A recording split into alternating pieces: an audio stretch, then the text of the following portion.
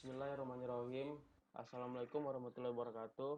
Pada kesempatan ini saya ingin mempresentasikan judul metopen saya, yaitu rancang bangun prototipe monitoring kolam ikan dengan microcontroller. Nah, ini dengan saya sendiri, yaitu Muhammad Fauzan dengan NPM 1640302043. Oke, masuk ke latar belakang. Jadi pada latar belakang itu kita bahas tentang teknologi sebagai hasil peradaban manusia yang semakin maju. Itu kita rasakan sangat membantu dan akan mempermudah manusia dalam memenuhi kebutuhan hidupnya di zaman modern ini. Nah, seperti sekarang ini, jadi pada sistem perancangan pemantauan air pada kolam ikan lele, ini kita gunakan berbasis microcontroller yang dibuat supaya pengaturan debit air itu kita monitoring itu secara otomatis dan budidaya ikan lele dalam menggunakan media kolam itu bisa berkembang dan diinginkan itu bisa memiliki sebuah keuntungan yang sangat besar seiring meningkatnya hasil budidaya ikan lele dari tiap tahunnya dan juga dilihat dari air kolam yang baik untuk budidaya ikan lele itu di antara 23 Celcius sampai 30 Celcius dan pH air yang di antaranya 6,5 sampai 8. Itu adalah pH air yang mungkin yang baik.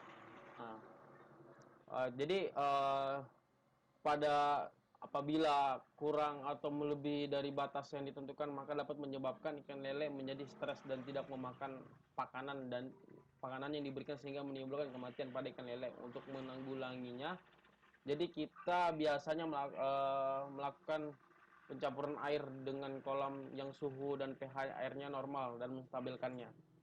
Oke, next. Jadi di sini ada beberapa rumusan masalah. Yang pertama itu bagaimana cara melakukan pemantauan secara langsung tanpa harus datang ke kolam budidaya ikan lele tersebut.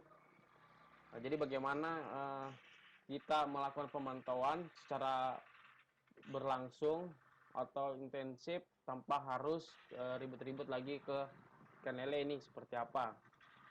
Dan yang kedua itu bagaimana cara mengetahui kondisi suhu air dan kandungan pH air pada kolam budidaya ikan lele. Jadi kita untuk di sini kita lebih bagaimana pesan pada di sini kita mengetahui suhu air dan pH pada kolam. Jadi kita bisa menjaga kestabilan ikan lele itu, karena kalau ikan lele stres itu dapat menimbulkan dia tidak akan memakan makanannya atau dalam artian fatalnya mengakibatkan kematian pada ikan lele itu sendiri. Jadi rumusan masalah yang ketiga yaitu bagaimana cara mencegah kurangnya ketepatan waktu dalam pemberian pakan pada ikan lele. Jadi kita bagaimana meminimalisirkan ketepatan waktu dalam pemberian pakan ikan lele itu sendiri. Dan rumusan masalah terakhir yang keempat, bagaimana cara mengetahui volume air saat pengisian air pada kolam budidaya ikan lele.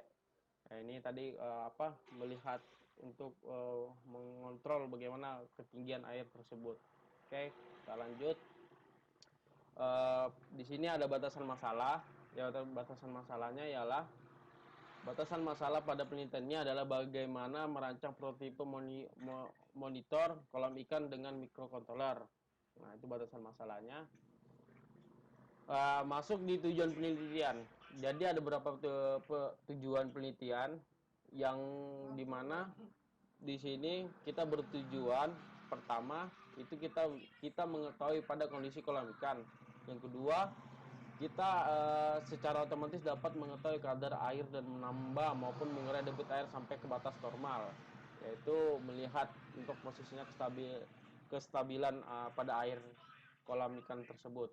Dan yang ketiga, bagaimana kita dapat tepat waktu memberi pakan pada ikan.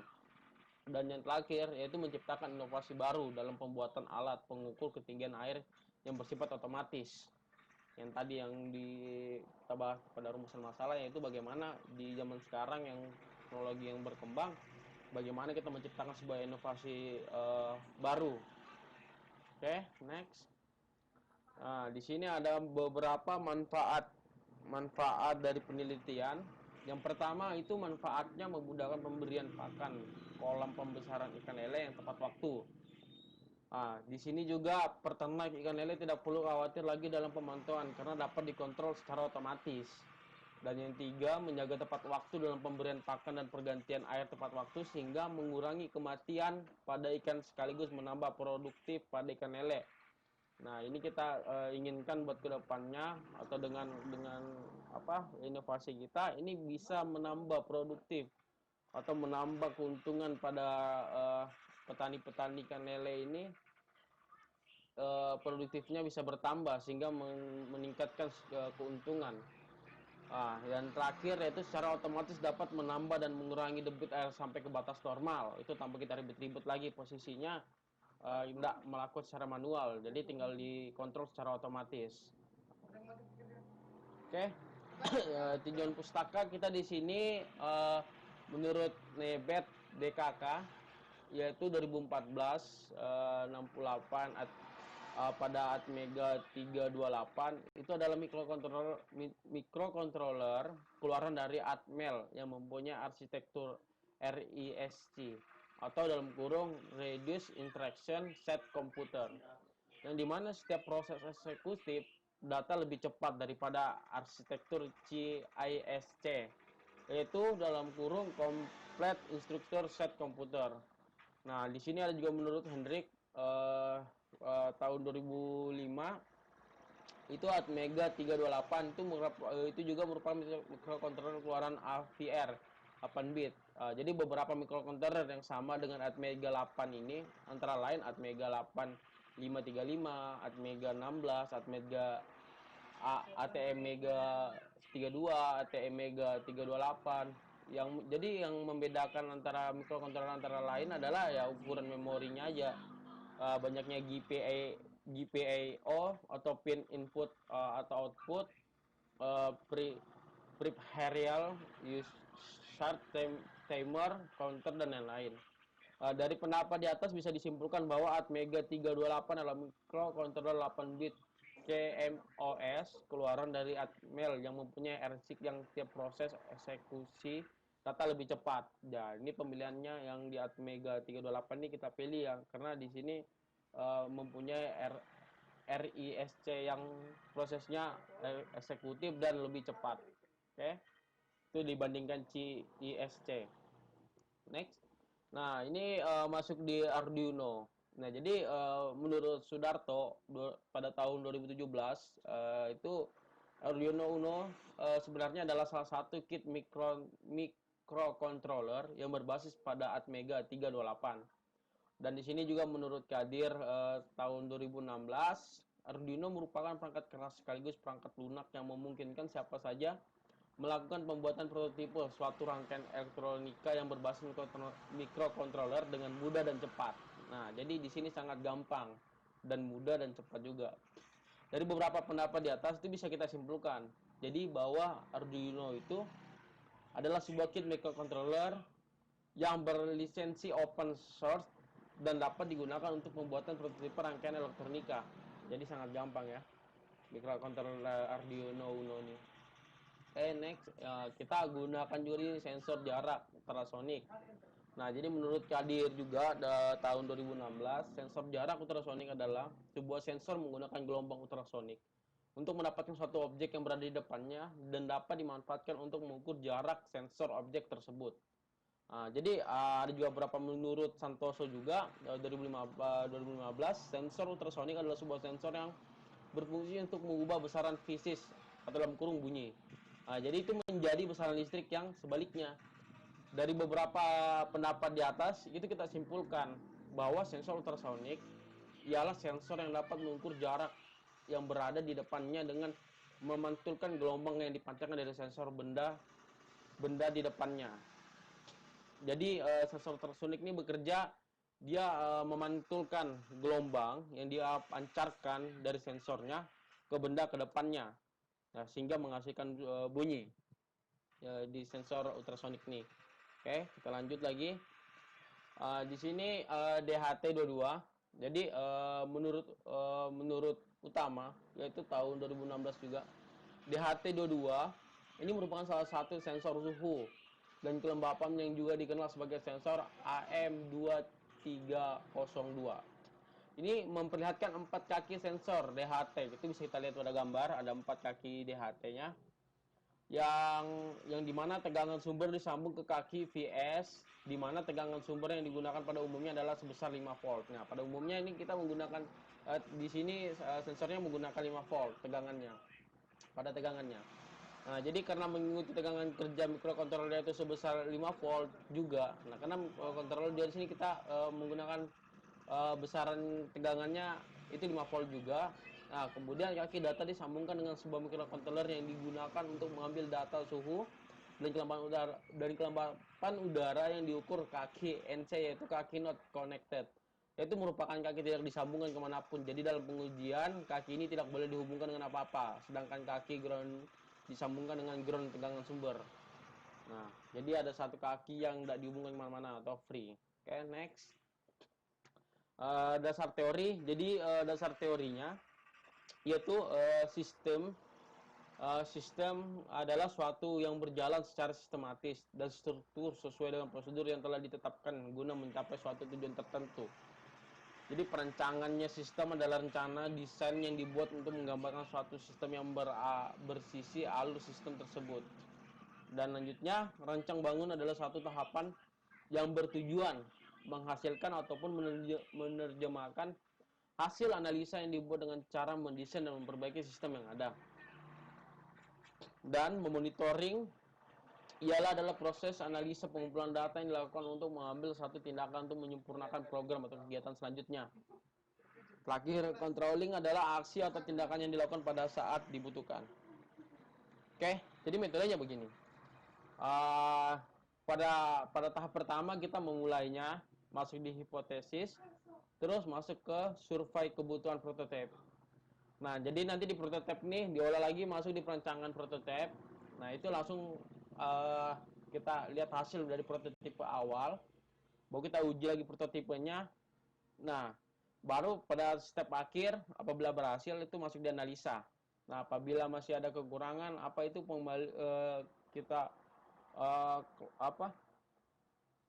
kita penelup itu masuk di evaluasi dan perbaikan pada perancangan prototipe atau pengembaliannya lagi dari pengujian prototipe kembali ke perancangan atau masuk di prototipe awal.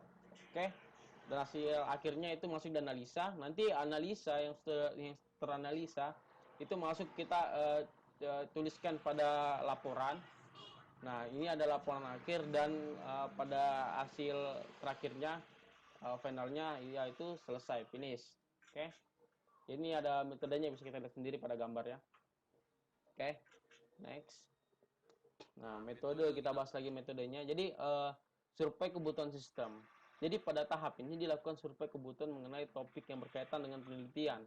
Jadi penulis mengumpulkan referensi terkait dengan penelitian, yaitu mempelajari tentang ikan lele dan buku dan jurnal yang terkait. Jadi mempelajari tentang berbagai macam perancangan sistem mulai dari struktur rangkaian dan bahasa pemrograman yang akan kita gunakan.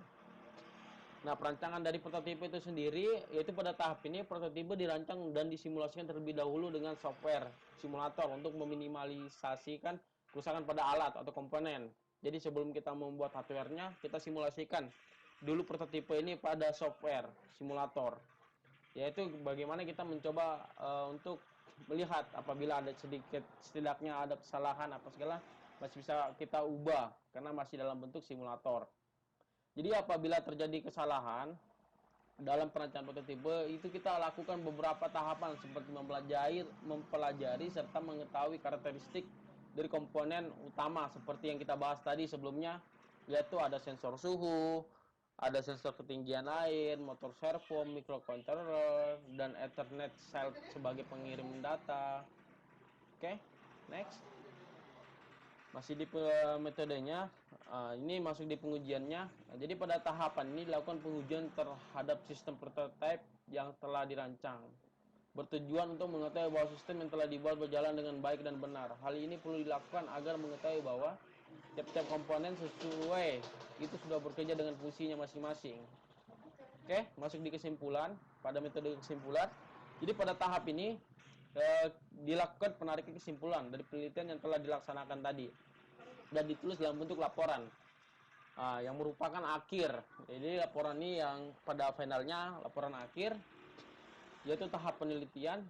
Itu laporan meliputi laporan di sini meliputi penjelasan hasil penelitian yang telah dilaksanakan dan proses yang dilakukan selama penelitian. Dan ini penelitian ini diharapkan dapat berguna atau dikembangkan oleh pihak tertentu. Oke, ini ada sedikit tadi cara kerjanya ya. Jadi pada tahapan prototype ini ada gambarannya, yaitu di mana ada sensor masuk di jadwal beri pakan dan kontrol kondisi air, dan itu masuk di output dan terakhir email, SMS atau pemberitahuan secara otomatis karena dikontrol secara otomatis. Oke. Next, ini kita kalau belum paham ini bisa kita perhatikan alur diagramnya. Sudah jelas tuh sensor sampai finalnya yaitu pemberitahuan secara email atau SMS. Next. Jadi masih di metode. Jadi perancangan hardware prototipe akan dimisalkan wadah simulasi pada wadah kecil. Nah, ini pada gambar ini bisa kita lihat kita simulasikan pada wadah kecil yang dimisalkan dengan kontak berbahan plastik bening. Ini kita lihat kotaknya ini adalah wadahnya. Yang diperlihatkan pada gambar 10 ini gambarnya ya. Ini dimasuk gambar 10. Yang berukuran panjang tuh 60 cm dan lebar 40 cm serta tinggi 30 cm. Jadi dalam wadah tersebut akan ditempatkan sebuah sensor suhu. Jadi sensor ketinggian air kita tempatkan dalam wadah itu. Nah, ini penjelasan pada gambar yaitu bagian nomor 1 itu merupakan kotak ditempatkan papan utama Arduino Uno. Jadi yang pada nomor 1 ini ada warna biru ini itu merupakan kotak ditempatkan tempat Arduino Uno. Masuk di nomor 2 pada gambar ini itu ditunjukkan oleh tempat penampungan pakan ikan. Nah, itu tempat pakannya ya. Bagian 3 itu bertugas menampung air baru yang dipasok nanti. Nah, ini 3 ini adalah air baru, pemasokan airnya. Yaitu bagaimana menstabilkan posisinya. Kita mencampurkan dari air baru dengan air lama untuk menstabilkan pH ataupun suhu dari air tersebut. Karena condong kalau air lama itu pH-nya kan tidak stabil atau suhunya mulai berubah. Tapi kalau kita campurkan itu dengan kita mencampurkan dengan air baru, itu akan menstabilkan suhu pada ikan lele dan kita maksudkan untuk agar menjaga agar ikan lele ini tidak stres. Karena kalau ikan lele stres dengan air mungkin kurangnya oksigen atau pH-nya berubah, tadi ada tolak ukur dari pH berapa yang bagusnya apa segala, karena melebihin pH tertentu ikan lele itu dapat stres bahkan mati. Masuk di bagian 4 yaitu bertugas, yang pada gambar 4 ini bertugas untuk katup kuras air. Jadi di situ tempat katup buka tutupnya ya air. Jadi air yang sudah tidak bagus atau setidaknya perlu diganti itu dibuang melalui ini gambar. Kita bisa lihat nih pada nomor 4 itu adalah katup kuras airnya. Jadi keseluruhan output dari nomor 2, 3 dan 4 semuanya bagian ini kita kontrol oleh motor servo. Oke, jadi setiap dari nomor 3 dan 4 pada bagian ini kita letakkan juga motor servo. Oke, next. Daftar pustaka di sini kita ada Bandung Jidin. Kita bisa lihat lagi pembangunan prototipe sistem monitoring lele KR Mandiri Teknik Informatika. Itu Universitas Komputer Indonesia, ketinggian air berbasis bla bla bla. Oke, Miskel dengan rancang bangun prototipe monitoring kapasitas air pada kolam ikan secara otomatis dengan mikrokontroler Arduino. Dengan Khalid N. Rahman A pada tahun 2017, yaitu dengan judul rancang bangun prototipe pemantauan kadar pH dan kontrol suhu serta pemberian pakan otomatis pada budidaya ikan lele berbasis lot di jurnal karya ilmiah teknik elektro. Di sini ada juga Sulistiawan A Fakultas G and Industri pada tahun 2019 dengan teknologi IoT pada monitoring dan otomatis kolam pembesaran ikan lele berbasis mikrokontroller. Oke, sekian dari saya. Mudah-mudahan apa yang bisa saya sampaikan itu bisa kita terapkan secara kehidupan sehari-hari dalam berbudidaya ikan lele dan semoga bermanfaat dan dapat dipahami. Oke, saya akhiri. Assalamualaikum warahmatullahi wabarakatuh. Assalamualaikum.